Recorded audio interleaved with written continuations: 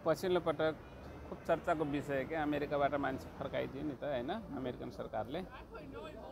American सरकारले 37जना नेपाली फर्काएपछि नेपालमा खूब यसको चर्चा भएको छ क्या। कसैले चाहिँ हैन बोरा बोकेर फर्किए भनेको छ, कसैले ठिक्क भयो हैन ठुलै चाहिँ डलरको बोरा बोक्न गएको थियो खाली बोरा ल्याएर आयो भनेको छन् हैन, खिचीचुडी गरेर राखेका छन् क्या।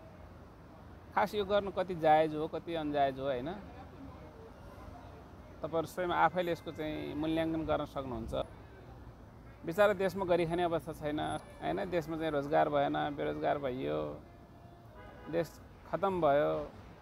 अब आफ्नो भविष्यको लागि केही न केही गर्नुपर्छ भनेर बालबच्चाको लागि, परिवारको लागि, श्रीमतीको लागि हैन, घर व्यवहारको लागि, सुनौला आफ्नो बालबच्चाको भविष्यको लागि भए पनि ल के गरी खाउँ न त, के गर्न जाउँ न त भनेर ठुलो सपना बोकेर साथीहरू अमेरिकासम्मको यात्रा तय गरे गए क्या। मान्छे अब कागजपत्र विहीन अनडकुमेन्टेड भनेर चाहिँ अब लामो इन्भेस्टिगेसन गर्यो, जेलभित्र थुन्यो होला, राख्यो होला हैन। त्यसपछि गएर अन्ततः चाहिँ उनीहरूलाई डिपोर्ट गर्यो क्या। डिपोर्ट गरेकोमा खिसिडी गर्नुपर्ने, खुसियाली मनाउनु पर्ने कुनै कारण छ जस्तो मलाई लाग्दैन।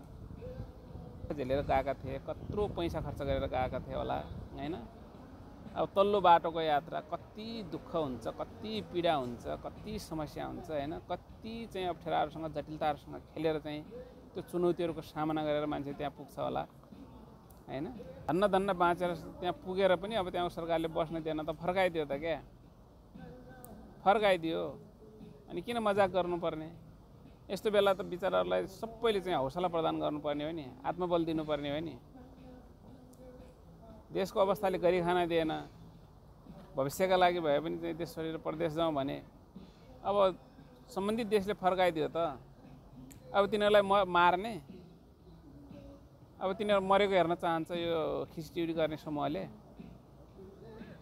अलिकति लाज मान क्या। यही नेपालीको ठुलो हृदय छ हैन, त्यो हृदयभित्र यस्तो चाहिँ सकुनीको बास कहाँबाट भयो आज यसरी चाहिँ मान्छेले चाहिँ कसैमाथि खिचडी गर्नुपर्ने। त्यहाँ भित्र प्रवेश गर्दा मान्छेहरू एक्सरो लगाएको कपडाभन्दा अर्को थरी नै नबोकेर मान्छे भित्र पस्या हुन्छ क्या। जस्तो हालतमा भित्र पसे उस्तै हालतमा फर्काइदियो त। अब यस्तो खिचडी गर्ने कुरा, यसरी कसैको अपमान गर्ने कुरा, कसैलाई समाजमा बाँच्नै नसक्ने गरिकन चाहिँ प्रहार गर्ने कुरा राम्रो हुँदैन। तिनीहरूलाई त यतिखेर सबैको खाँचो छ, हौसलाको खाँचो छ, मायाको खाँचो छ, सद्भावको खाँचो छ। उनीहरू एकातिर ऋणको बोझ छ, अर्कोतिर यत्रो ठुलो लामो समय जेल बसेर पुरै चाहिँ त्यो पीडा बोकेर आएका छन् क्या। अझ त्यसैमा चाहिँ बसिखानै नदिने त्यो समाजले। दुःख कसैलाई पर्दैन, अप्ठ्यारो कसैलाई आउँदैन, सबैलाई पगिपुरी छैन होला नि त।